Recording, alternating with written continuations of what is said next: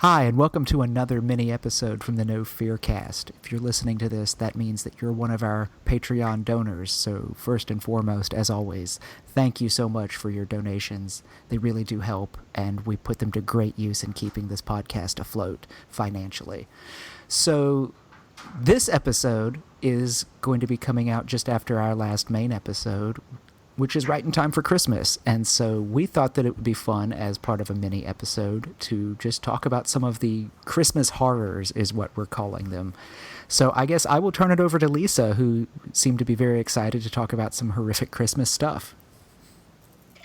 Thanks, Matt. No, I am really excited for this mini episode, and that's because of Krampus, and I don't get to talk about him nearly enough. Krampus is starting, I think, to become more popular in mainstream American culture, especially because they made a movie about him last year. Not a bad movie. I actually kind of liked it, but the first time I ever encountered any mention of Krampus was when I was studying abroad in Austria. I was living in Vienna. This was 1999, and I was there over the Christmas season, and Vienna is one of the things they're famous for is they have these Christkindlmarkts. And it's basically, they set up these little wooden stalls that sell little crafts for Christmas, and it's complete with roasted chestnuts, and you can go get this stuff called Weihnachtspunsch, which is like a hot mulled wine. It's got brandy and rum and all sorts of good stuff in it. But anyway, the night I went, it was snowing, and you cannot imagine a more picture-perfect, Christmas scene. It was something out of a Christmas card. I had never seen anything like it in my entire life. This was December 5th, and the next day was the Feast of St. Nicholas, and so everybody was out celebrating. But what I didn't know is that December 5th is Krampusnacht. Basically, what I see in the middle of this just gorgeous Christmas scene are these teenage boys dressed, as best I can describe it, as a demonic Santa Claus. They had big black robes. It looked like a Santa Claus costume that got extremely dirty. They had big chains wrapped around them, but they were also dragging chains behind them. They had these devil-like horns, and they were just tormenting people as they were walking through the crowd. That was my first introduction to Krampus, who is basically, I don't know how to describe him other than as a Santa Claus gone bad. And he's there to punish children if they've been naughty. He will wrap them up in his chains, beat them sometimes, and take them away from their home. And he even has a knapsack to throw them in. Yes, he even has a knapsack. Yes. Just like Santa Claus has a sack for toys and gifts, Krampus has one filled with the evil children or the bad children. And in Vienna, they really celebrated this. So kind of in the way you can go to the store today and get little chocolates that are shaped like Santa, you can buy Krampus chocolates. Or instead of sending Christmas cards, you can send each other Krampus cards. Just really celebrated over there. But that was the first time that I had seen it, and I honestly didn't know what to make of it. Because it was he looked truly scary, but people loved him. They loved seeing him come out. In the midst of this completely sentimental, idealized Christmas celebration, that there was something so evil and scary, I just didn't know what to make of that. But anyway, that was my first introduction to Krampus. My first introduction to Krampus was several years ago, stumbling upon Krampus cards and postcards on the internet, which were truly horrifying. With this kind of demon with this long tongue, almost a satyr or faun type character, horns, fangs, the knapsack I mentioned earlier. And, it got me thinking, well, one thing while you're talking, Lisa, I thought was funny that Krampus has been commercialized, but also this idea that you were saying, and that, we talked about in our Christmas ghost story episode, is this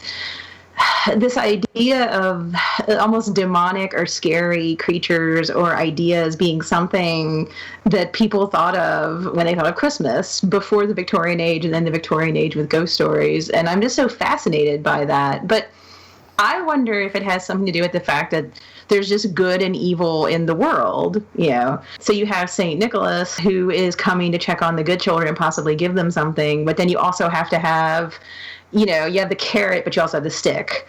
So you get the kids to behave because they know Krampus, this demonic character, just the evil that's in the world, is also possibly going to come and punish you in some way, which is truly terrifying to us because we like to think of these kind of white Christmas ideas. But there's this darkness, I think, to Christmas as well that maybe we've kind of gotten away from.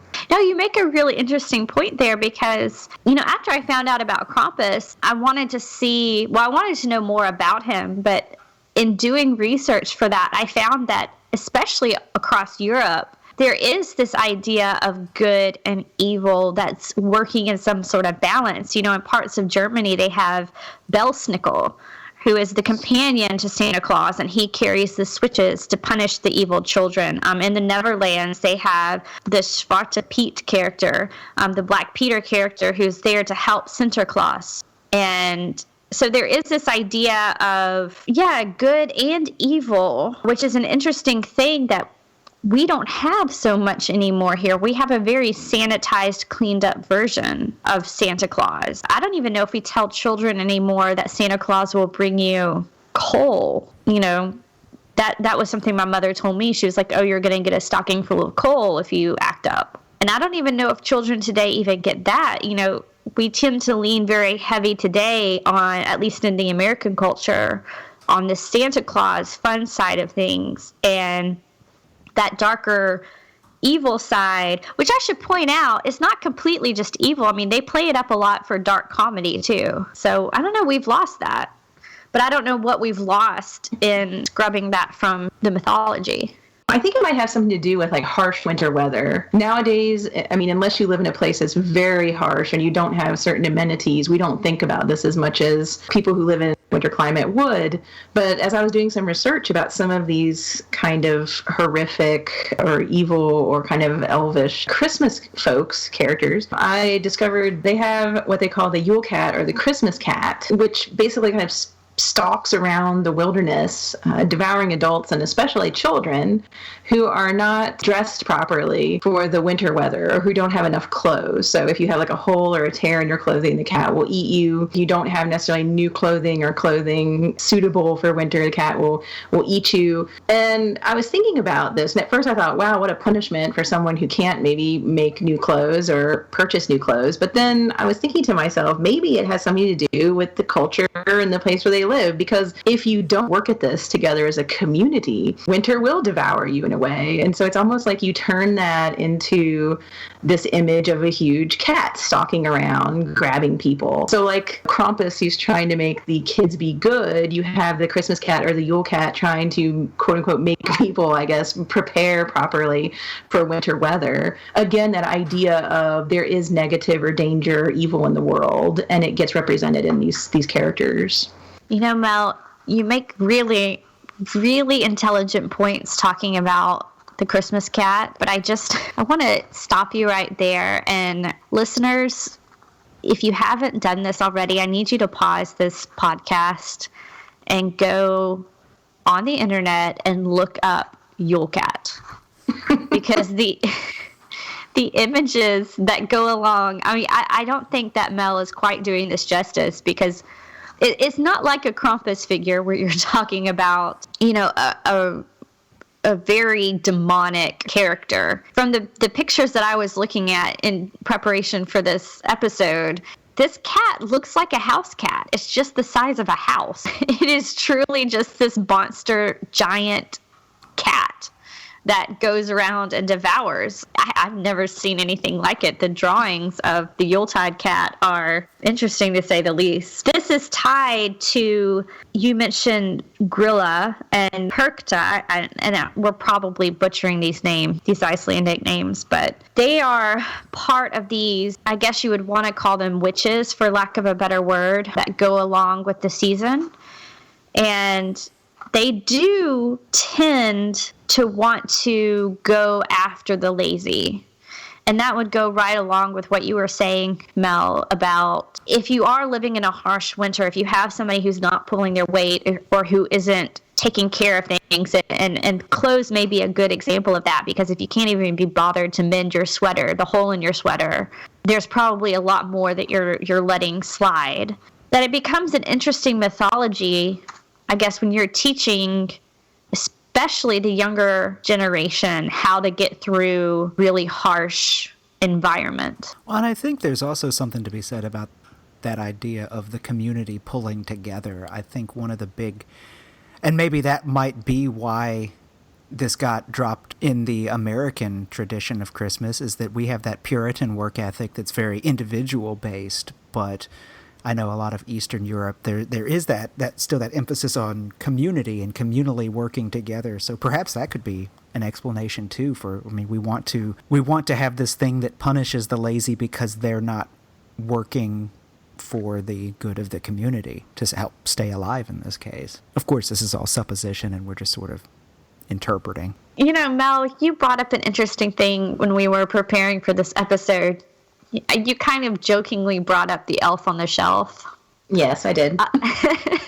The idea that is kind of, or has become, our version of the flip side of Santa Claus. And I came across somebody somewhere, I'll try to link it on one of our social media pages if I can find it again, but where somebody was talking about how that is essentially a big brother type scenario that we're training our children up in. This idea that Santa is spying on them to see if they're good or bad, which I'll just step forward and say it kind of backfired with my children, because the elf, I mean, first of all, it's kind of a creepy little thing sitting there, but it's kind of looking off to the side, at least the one we have.